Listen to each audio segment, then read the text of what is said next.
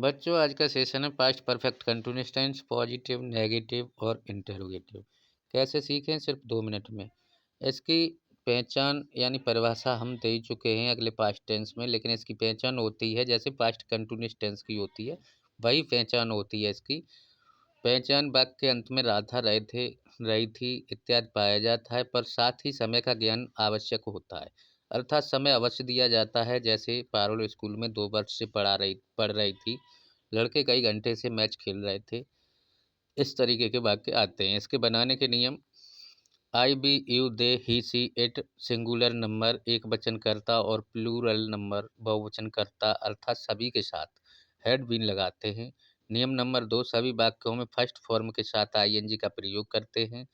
कर्ता plus had been plus first form plus ING plus कर्म plus since या for समय, सेंस ऑफ फॉर के बाद फिर समय जो दिया होगा, मॉर्निंग या 2 आवर्स जो भी होगा वो लगाया जाएगा। नियम नंबर 3, अनिश्चित समय के लिए फॉर और निश्चित समय के लिए सिंस लगाते हैं।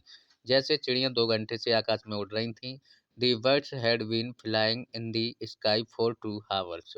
नियम नंबर 4, नेगेटिव यानी नकारात्मक वाक्यों में नहीं की अंग्रेजी हैड बीन के बीच में लिखते हैं। कर्ता plus had plus not plus been.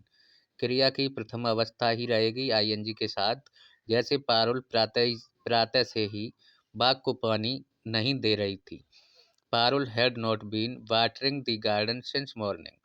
नियम नंबर 5, इंटेरोगेटिव यानी प्रश्नवाचक वाक्यों में हेड को कर्ता से पहले और बीन को कर्ता के बाद लिखते हैं। यदि वाक्य के बीच में क्या, क्यों, कहाँ आदि प्रश्न सूचक शब्द आए तो उसकी अंग्रेजी हेड से भी पहले लगाते हैं, बाद में प्रश्नवाचक चिन्ह लगाते हैं। जैसे तुम प्रातः से ही क्या बाग को पानी दे रहे थे?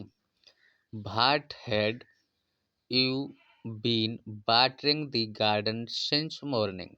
नियम नंबर 6, यदि वाक्य नेगेटिव और इंटेरोगेटिव दोनों प्रकार है तो सबसे पहले हैड, उसके बाद कर्ता, फिर नॉट, उसके बाद बीन, फिर फर्स्ट फॉर्म आईएनजी के साथ लगाते हैं। यानी क्रिया में आईएनजी के साथ ही वैसा का वैसा ही रहेगा। जैसे क्या वे प्रातः से ही बाग को पानी नहीं दे रहे थे?